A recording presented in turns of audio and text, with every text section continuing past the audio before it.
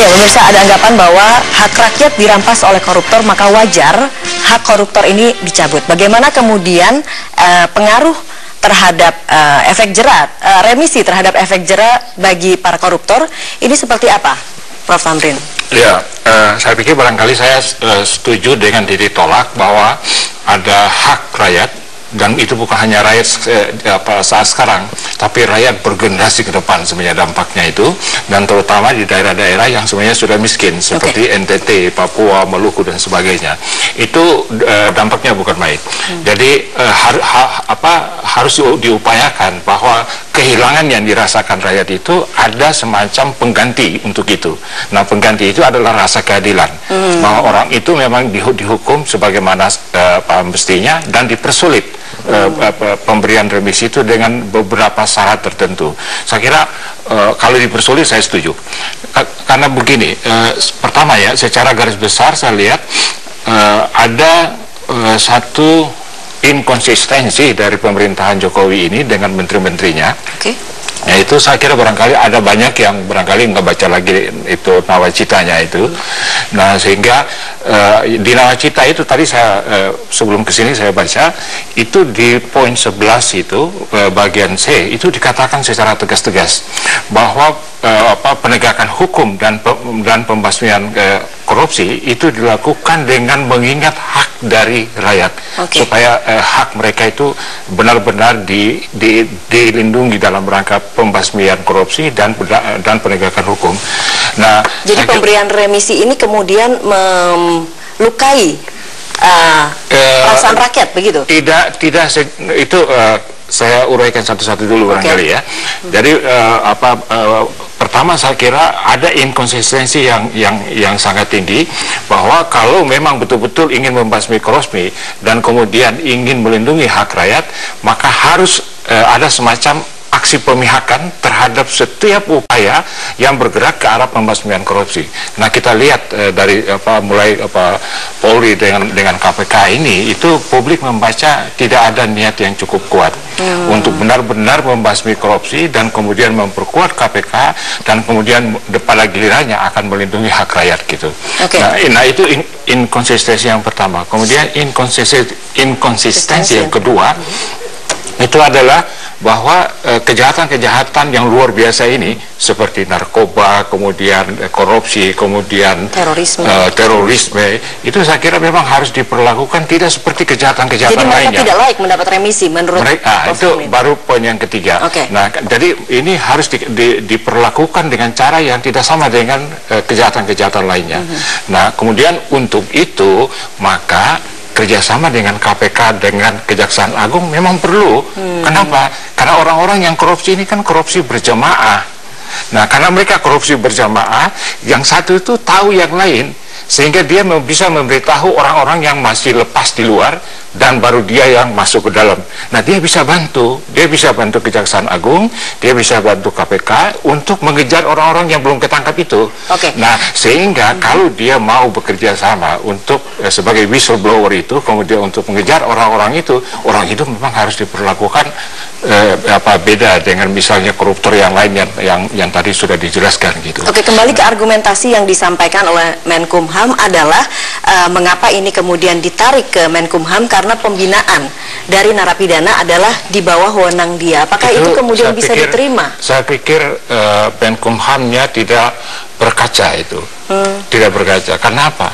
Itu kita tahu sendiri, yang namanya pembinaan itu gagal total kan. Itu orang-orang narkoba yang ada di dalam penjara itu malah tambah parah itu. Malah seper penjaranya ikut-ikut, kepala lapasnya ikut-ikut, hampir orang itu kan wawancara Metro sendiri kan. 75% itu bahwa orang-orang yang masuk. Jadi mana pembinaannya? Jadi pembinaan dalam lapas itu omong kosong besar itu kan.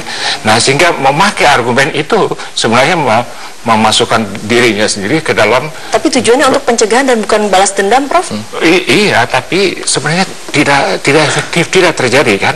Jadi sebenarnya saya pikir barangkali terhadap orang-orang koruptor ini saya kira agak dipersulit dengan syarat-syarat tertentu. Saya ingin mempersulit satu poin dengan satu poin lagi, yaitu kalau koruptor itu korupsi, dari dana yang lebih besar dari membangun satu puskesmas di NTT, orang itu jangan dikasih. Jangan dikasih, karena itu dia sudah ambil hak rakyat di NTT dan Maluku dan Papua, itu bukan main. Ibu-ibu yang harusnya bisa berobat ke puskesmas itu, ibu-ibu yang hamil yang harusnya bisa memeriksakan diri, itu keambil semua sama koruptor itu. Jadi syaratnya kalau dia korupsi dengan dana melebihi satu puskesmas di Papua, NTT dan Maluku, jangan dikasih. Memang seberapa korelasinya kemudian? Memang remisi tidak langsung memberikan atau berpengaruh langsung terhadap efek jerah terhadap tindakan korupsi, tapi dengan pengetatan pemberian potongan hukuman ini, seberapa pengaruhnya terhadap psikologis masyarakat? Secara psikologis memberikan rasa keadilan kepada masyarakat.